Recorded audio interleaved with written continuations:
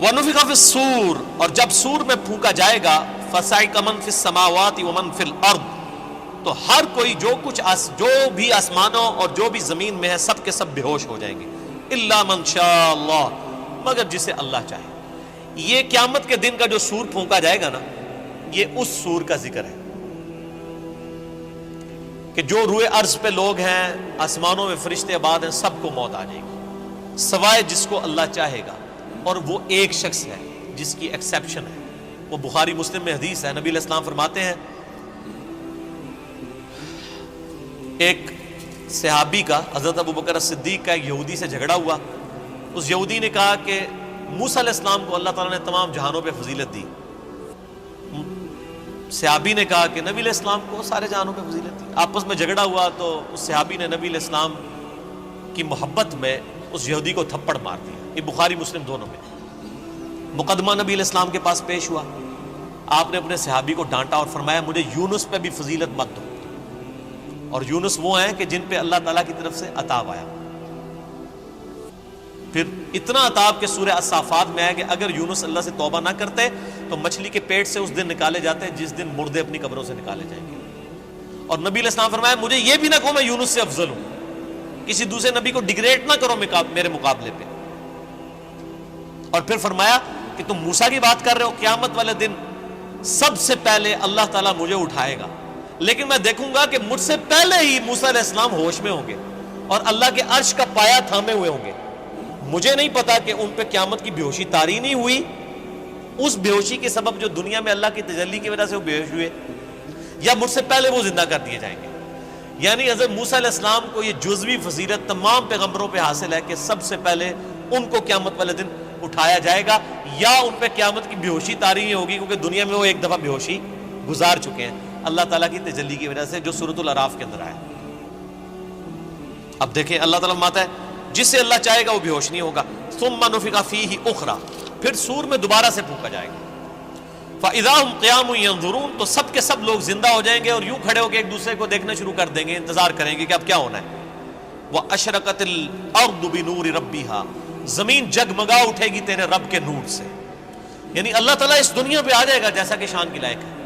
وجاء ربک والملک صفا صفا، سورۃ الفجر میں آتا ہے نا کہ اللہ تعالیٰ اور فرشتے قطار در قطار اس دنیا پہ اتریں گے، اسی دنیا کے اوپر میدان محشر قائم ہونا ہے۔ واشرقت الارض بنور ربها، زمین جگمگا اٹھے گی تیرے رب کے نور سے۔ ووضع الکتاب، اور نامہ اعمال کا دفتر سامنے رکھ دیا جائے گا۔ وجیء بالنبیین والشہداء، اور بلایا جائے گا نبیوں کو بھی اور شہداء کو۔ شہادت علی الناس کرنے والے لوگ جو نبیوں کے بہاف پہ نبیوں کا پیغام ان کی امتوں تک پہنچاتے ہیں، ان کو کہتے ہیں شہید۔ ایک تو وہ شہید ہے جس کو آپ شہید سمجھ رہے ہوتے ہیں، جو جنگ میں مارا جائے، یہ تو بہت چھوٹا شہید ہے۔ اصل شہید وہ ہے جو اللہ کی دعوت لے کے اٹھتا ہے اور شہادت علی الناس کرتا ہے، جو بخاری مسلم میں موجود ہے۔ کیا میں نے اللہ کا پیغام تم تک پہنچا دیا؟ صحابہ نے کہا یا رسول اللہ صلی اللہ علیہ وسلم پہنچا دیا۔ تو آپ نے 3 دفعہ فرمایا اللہم اشہد اللہم اشہد اللہم اشہد، تینوں دفعہ آسمان کی طرف انگلی اٹھائی، پھر اصحاب کی طرف، اے اللہ گواہ رہنا، اے اللہ گواہ رہنا، اے اللہ گواہ رہنا۔ یہ مان رہے ہیں کہ میں نے پیغام پہنچا دیا۔ اور پھر فرمایا اب تمہاری ذمہ داری ہے کہ تم اس پیغام کو ان لوگوں تک پہنچاؤ جو یہاں پر موجود نہیں ہے۔ یعنی وہ شہادت علی الناس، یعنی وہ ذمہ داری جو نبی علیہ السلام کے مبارک کندھوں پر تھی، وہ آپ نے شفٹ کر دی امت تک۔ اب امت شہادت علی الناس کرے گی، تو ظاہر ہے جو پھر شہادت علی الناس کرنے والے ہیں ان کو نبیوں والی تکالیف سے بھی گزرنا پڑے گا۔ تو اللہ تعالیٰ پھر قیامت والے دن ان کو بدلہ دلوائے گا نا، نامہ اعمال بھی آ جائیں گے، نبی بھی، اور نبیوں کے جو خلفاء ہیں، جو نبیوں کے طریقے پر قیامت تک لوگوں کو دین کی طرف بلانے والے، شہادت علی الناس کرنے والے لوگ ہیں، وہ بھی بلا لیے جائیں گے۔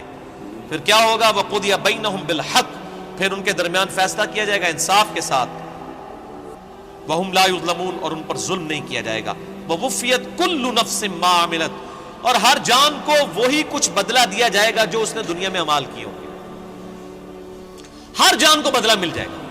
یہ نہیں ہے کہ دنیا میں کسی نے برے اعمال کیے تو اس کو بدلہ کوئی اچھا مل جائے گا، یا دنیا میں جس بیچارے نے اچھے اعمال گزارے اور زندگی مفلسی کی گزاری، اوتھے بھی جا کے بیچارہ انج ہی رہے گا نا، وہاں تو پھر اللہ تعالیٰ کہ ہاں تو پھر کرنسی کوئی اور ہے نا، وہاں تو نیکیوں کی کرنسی چلے گی نا۔ ہر جان کو بدلہ ملے گا جو کچھ اس نے دنیا میں اعمال کیے ہوں گے.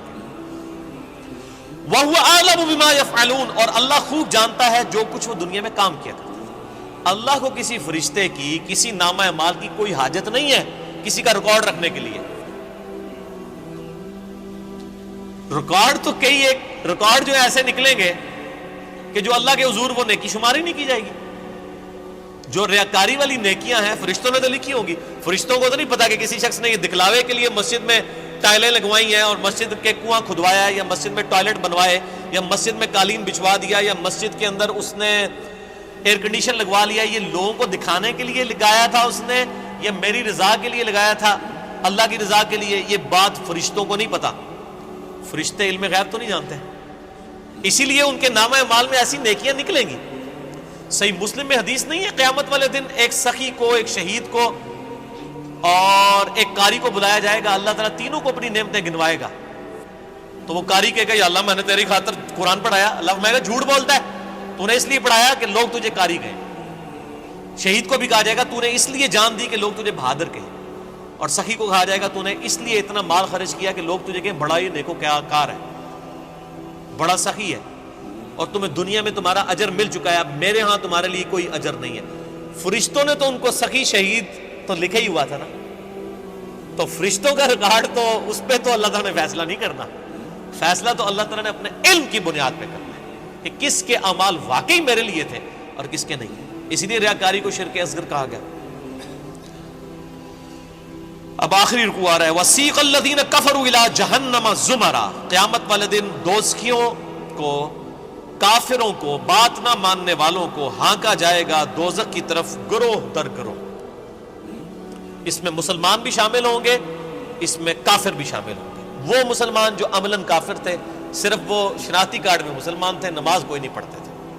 حَتَّى إِذَا جَاءُوهَا, جب کہ وہ دوزخ کے پاس آئیں گے, فُتِحَتْ أَبْوَابُهَا, تو دوزخ کے دروازے ان کے لیے کھولے جائیں گے. وَقَالَ لَهُمْ خَزَنَتُهَا, تو اب دوزخ کے اوپر جو داروغہ ہے, خزانچی ہے, جو سمجھ لیں وہاں کی مینجمنٹ چلا رہا ہے, حضرت مالک علیہ السلام, سورہ الزخرف میں ان کا نام بھی آیا. تو دوزخ کے پورے معاملات ان کے انڈر ہیں, چیف ایگزیکٹو ہیں وہاں کے. تو جب دوشیوں کو لایا جائے گا نا دوزخ کے دروازے پہ, تو پہلے جو جنہوں کہتے ہیں پہلا مینا جڑا نا انہوں نے مارنا ہے. وہ خزانچی کیا کہے گا؟ وَقَالَ لَهُمْ خَزَنَتُهَا, وہ خزانچی کہے گا أَلَمْ يَأْتِكُمْ رُسُلٌ مِّنْكُمْ, اوہ تمہارے پاس کوئی رسول نہیں آیا تھا دنیا میں؟ اوہ بدبختو دوزخ تک پہنچ گئے ہو, کیا تم ایسے لوگ ہو کہ جن کے پاس کوئی رسول نہیں آیا کہ ان کو پتہ ہی نہیں چلا؟ اصل میں تو رسول آیا ہوگا, یہ ان کو ٹونٹ کروایا جا رہا ہوگا. اور آپ قربان جائیں, اللہ نے آپ کے اوپر کتنی نعمت تمام کی اور میرے اوپر کتنی نعمت تمام کی کہ قیامت کے دن کا ڈراپ سین, وہ ویڈیو پہلے ہی قرآن میں چلا کے بتا دیے کہ یہ کچھ ہونا ہے. اگر یہاں میں کسی کو یہ مستقبل کی ویڈیو دکھا دوں آپ میں سے کہ جی آپ میں سے جو فلاں شخص بیٹھا ہوا ہے, جیسے ہی یہاں سے سیڑھی اتر کے روڈ کراس کرے گا ٹرک کے نیچے آ کے مارا جائے گا, ویڈیو دیکھ لے اپنی, تم نکلنا ہی نہیں ہو, تھی کہہ رہا میری قبر ہی تے بنا دو, میں یہ اڑتا, یہی ہوگا نا. لیکن یہ قیامت کے دن کا ڈراپ سین بتایا جا رہا ہے, لوگوں کے کان پہ جوں تک نہیں رینگتی. اور اکثر لوگوں کو تو وہ یہ چیزیں قرآن پڑھنے سے ہی دور رکھا جاتا ہے. تو اللہ تعالیٰ ماتا ہے کہ وہ خزانچی کہے گا تیرے پاس کوئی رسول نہیں آیا تمہارے پاس, منکم یتلون علیکم آیات ربکم, جو تمہارے رب کی آیات تم پر تلاوت کرتے, وینذرونکم لقاء یومکم ھذا, اور تمہیں ڈراتے آج کے دن کی ملاقات سے کہ تمہیں اپنے رب کے حضور پیش ہونا ہے. اس جو یہ ملاقات ہونے والی تھی اس کا ڈر سنانے والا کوئی پیغمبر دنیا میں نہیں آیا تھا. آپ دیکھ لیں اللہ کے حضور بزرگوں والا کوئی کنسپٹ نہیں ہے. اللہ کے حضور دائی جو ہے, امام جو ہے, وہ صرف پیغمبر ہے. یہاں تو ہونا چاہیے تھا نا کہ کوئی بزرگ نہیں آئے, کوئی فرقیاں دے بزرگ, کوئی شیخ الحدیث جنہوں نے تانوں گل دسی ہوئے, وہ سارے کے سارے ڈاکی ہیں. اصل میں جو ریپریزنٹیٹو ہے گاڈ کا آن دا فیس آف ارتھ وہ صرف پیغمبر ہوتا ہے, باقی تو سب ڈاکی ہیں, سب کے سب, وہ تو مڈل مین ہے. اصل میں جو پرسنالٹی ہوتی ہے وہ صرف پیغمبر ہوتا ہے. قالوا بلا، وہ کہیں گے ہاں کیوں نہیں، آیا تو تھا، ولکن حقت کلمۃ العذاب علی الکافرین، لیکن اب کیا ہو سکتا ہے، جو بات نہیں دنیا میں مانتے تھے اپنے پیغمبروں کی، ان پر اللہ کا عذاب تو آ کے رہنا تھا، ہم نے دنیا میں بات نہیں مانی، ہمارا یہ انجام ہو کر ہی رہنا ہے۔ قیل ادخلوا ابواب جہنم خالدین فیہا، کہا جائے گا کھولو دوزخ کے دروازے، داخل کر دو ان میں، ان کو ہمیشہ کے لیے۔ فبئس مثوى المتکبرین، کیا ہی برا ٹھکانہ ہے تکبر کرنے والوں کا۔ اور تکبر کی ڈیفینیشن میں پہلے بتا چکا صحیح مسلم سے کہ تکبر یہ ہے کہ تم حق بات سے اناد کرو اور لوگوں کو حقیر سمجھو۔ اب سائملٹینیس کنٹراسٹ، اہل جنت جو ہیں وہ کیسے پیش ہوں گے؟ وسیق الذین اتقوا ربهم الی الجنۃ زمرا، اہل جنت کو بھی گروہ در گروہ جنت کی طرف لے جایا جائے گا، یعنی جنتی بھی گروہوں کی شکل میں چل رہے ہوں گے۔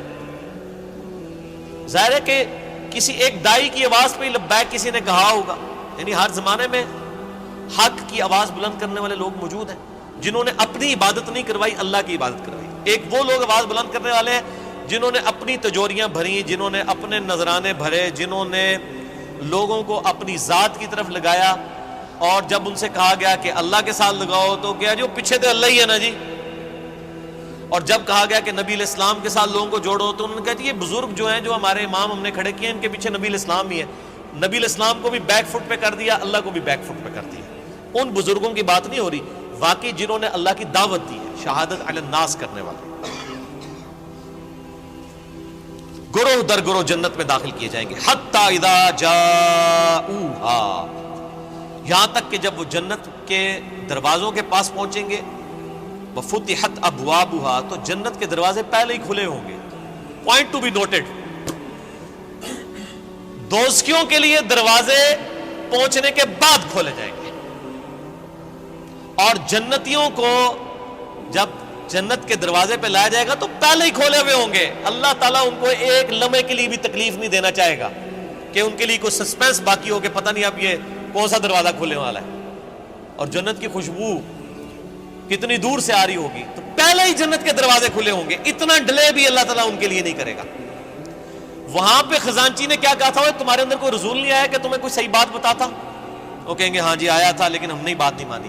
یہاں پر جو رضوان ہے جنت کا داروغہ، وہ کہے گا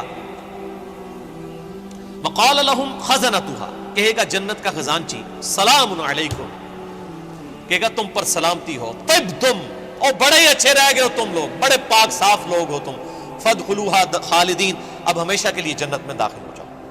کہے گا بڑے چنگے رہ گئے ہو تسی اللہ دے بندے ہو، تکو دوسرے نال کی پہ ہوندا جائے۔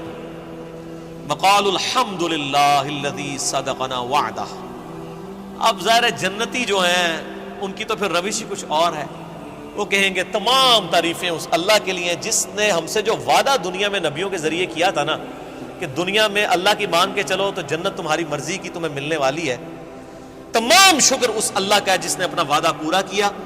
وَأَوْرَثَنَا الْأَرْضَ نَتَبَوَّأُ مِنَ الْجَنَّةِ حَيْثُ نَشَاءُ، اور اس نے ہمیں ایسی جنت کا وارث کر دیا کہ جس میں ہم جہاں چاہیں گے رہیں گے۔ فَنِعْمَ أَجْرُ الْعَامِلِينَ، پس کیا ہی بہتر اجر ہے عمل کرنے والوں کا۔ دودھ پینے والے مجنون نہیں، عمل کرنے والے، عمل کیے بغیر کچھ بھی نہیں ہونا، خالی کھوکھلے نعروں سے کچھ نہیں ہونا۔ اللہ تعالیٰ ہمارے کہ کیا ہی بہتر اجر ہوگا عمل کرنے والوں کا۔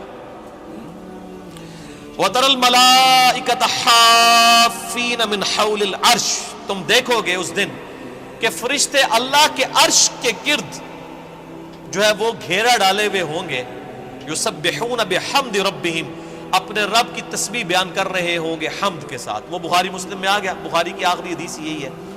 اللہ تعالیٰ کو دو کلمات بہت پسند ہیں جو زبان پہ ہلکے ہیں لیکن میزان عمل پہ بہت بھاری ہیں، سبحان اللہ و بحمدہ سبحان اللہ العظیم، یہی فرشتوں کا کلام ہوگا۔ یعنی جسے کہتے ہیں ڈراپ سین آف قیامت، یہ ہو رہا ہوگا کہ جب جنتی جنت میں داخل ہوں گے تو فرشتے اللہ کے عرش کے گرد جمع ہوں گے اور سبحان اللہ و بحمدہ اللہ کی تعریفیں بیان کر رہے ہوں گے۔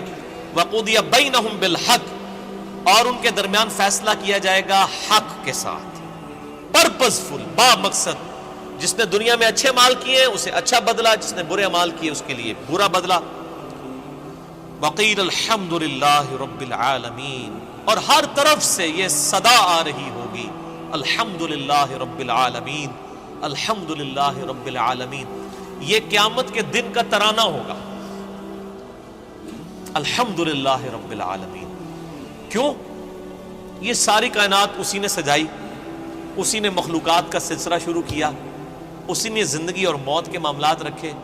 یہ پورے کے پورا جو ایک آپ سمجھ لیں سٹیج سجایا گیا تھا نا، اس کی کنکلوژن جنت اور دوزخ کی شکل میں ہوگی نا جب، تو جنتی جب جنت میں پہنچیں گے نا تو بس حقیقت بات ہے کہ یہاں بیٹھ کے احساس ہو رہا ہے کہ جس شخص کو دوزخ سے بچا لیا جائے گا تو اس کی تو زبان سے ہی تسبیحات ختم ہی نہیں ہوں گی، شکر ہے یا اللہ تیرا، شکر ہے یا اللہ، تیرے لیے ساری تعریفیں ہیں، تو نے بچا لیا۔